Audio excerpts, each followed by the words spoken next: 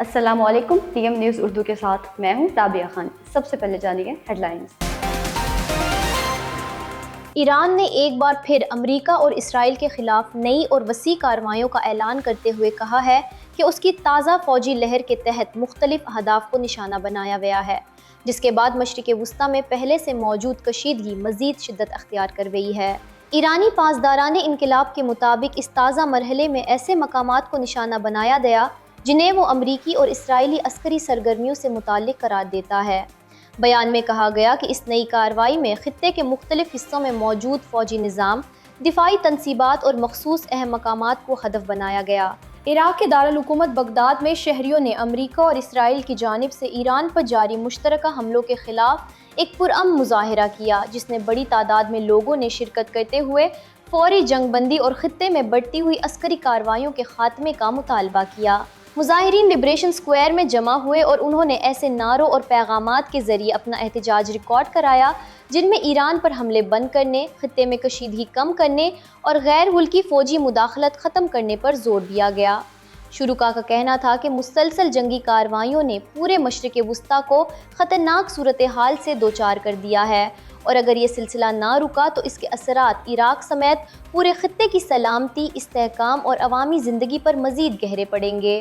امریکہ کے شہر شکاگو میں پیٹرول کی بڑھتی ہوئی قیمتوں کے باعث شہریوں کی بڑی تعداد ایک ایسے پیٹرول پمپ پر جمع ہو گئی جہاں مقامی سطح پر مفت ایندھن دینے کی مہم شروع کی گئی تھی۔ صبح سویرے ہی گاڑیوں کی لمبی قطاریں لگ گئیں اور بہت سے ڈرائیور کئی گھنٹے اپنی باری کے انتظار میں کھڑے رہے تاکہ انہیں کچھ ریلیف مل سکے۔ اس مہم کے تحت ہر گاڑی کو $35 تک کا مفت پیٹرول دیا گیا۔ ایران نے ایک بار پھر امریکہ اور اسرائیل کے خلاف نئی اور وسیع کارروائیوں کا اعلان کرتے ہوئے کہا ہے کہ اس کی تازہ فوجی لہر کے تحت مختلف اہداف کو نشانہ بنایا گیا ہے، جس کے بعد مشرق وسطیٰ میں پہلے سے موجود کشیدگی مزید شدت اختیار کر گئی ہے۔ ایرانی پاسداران انقلاب کے مطابق اس تازہ مرحلے میں ایسے مقامات کو نشانہ بنایا گیا جنہیں وہ امریکی اور اسرائیلی عسکری سرگرمیوں سے متعلق قرار دیتا ہے۔ بیان میں کہا گیا کہ اس نئی کارروائی میں خطے کے مختلف حصوں میں موجود فوجی نظام، دفاعی تنصیبات اور مخصوص اہم مقامات کو ہدف بنایا گیا، جبکہ اسرائیل کے مرکزی علاقوں میں بھی شدید حملوں کا دعویٰ کیا گیا۔ ایرانی موقف کے مطابق تل ابیب، پتح تقوا اور رماد گان سمیت کئی مقامات پر مسلسل اور بھاری نوعیت کی کارروائیاں کی گئیں، جس سے یہ تاثر ابھرا کہ تنازع اب پہلے سے زیادہ وسیع اور زیادہ منظم انداز اختیار کر رہا ہے۔ عراق کے دارالحکومت بغداد میں شہریوں نے امریکہ اور اسرائیل کی جانب سے ایران پر جاری مشترکہ حملوں کے خلاف ایک پرامن مظاہرہ کیا، جس میں بڑی تعداد میں لوگوں نے شرکت کرتے ہوئے فوری جنگ بندی اور خطے میں بڑھتی ہوئی عسکری کارروائیوں کے خاتمے کا مطالبہ کیا۔ مظاہرین لبریشن سکوائر میں جمع ہوئے اور انہوں نے ایسے نعروں اور پیغامات کے ذریعے اپنا احتجاج ریکارڈ کرایا جن میں ایران پر حملے بند کرنے، خطے میں کشیدگی کم کرنے اور غیر ملکی فوجی مداخلت ختم کرنے پر زور دیا گیا۔ شرکاء کا کہنا تھا کہ مسلسل جنگی کارروائیوں نے پورے مشرق وسطیٰ کو خطرناک صورتحال سے دوچار کر دیا ہے، اور اگر یہ سلسلہ نہ رکا تو اس کے اثرات عراق سمیت پورے خطے کی سلامتی، استحکام اور عوامی زندگی پر مزید گہرے پڑیں گے۔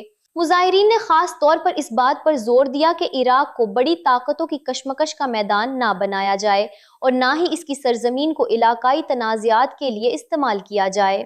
امریکہ کے شہر شکاگو میں پیٹرول کی بڑھتی ہوئی قیمتوں کے باعث شہریوں کی بڑی تعداد ایک ایسے پیٹرول پمپ پر جمع ہو گئی جہاں مقامی سطح پر مفت ایندھن دینے کی مہم شروع کی گئی تھی۔ صبح سویرے ہی گاڑیوں کی لمبی قطاریں لگ گئیں اور بہت سے ڈرائیور کئی گھنٹے اپنی باری کے انتظار میں کھڑے رہے تاکہ انہیں کچھ ریلیف مل سکے۔ اس مہم کے تحت ہر گاڑی کو $35 تک کا مفت پیٹرول دیا گیا، جس سے واضح ہوا کہ عام شہری ایندھن کی حالیہ قیمتوں سے کس قدر پریشان ہیں۔ قطار میں کھڑے لوگوں نے اپنے تاثرات میں کہا کہ پیٹرول کی موجودہ قیمتیں ناقابل برداشت ہو چکی ہیں اور روزمرہ زندگی کا بجٹ شدید متاثر ہو رہا ہے۔ کئی افراد نے بتایا کہ وہ کافی دیر سے انتظار کر رہے ہیں کیونکہ ان کے لیے مفت ملنے والا یہ پیٹرول ایک اہم سہارا بن گیا ہے۔ اس صورتحال نے نہ صرف معاشی دباؤ کو نمایاں کیا بلکہ یہ بھی ظاہر کیا کہ عام امریکی شہری ایندھن کی مسلسل مہنگائی سے کتنی بے چینی محسوس کر رہے ہیں۔ نیوز اسٹوڈیو سے فی الوقت کے لیے اتنا ہی۔ مزید باخبر رہنے کے لیے دیکھتے رہیے ٹی ایم نیوز اردو۔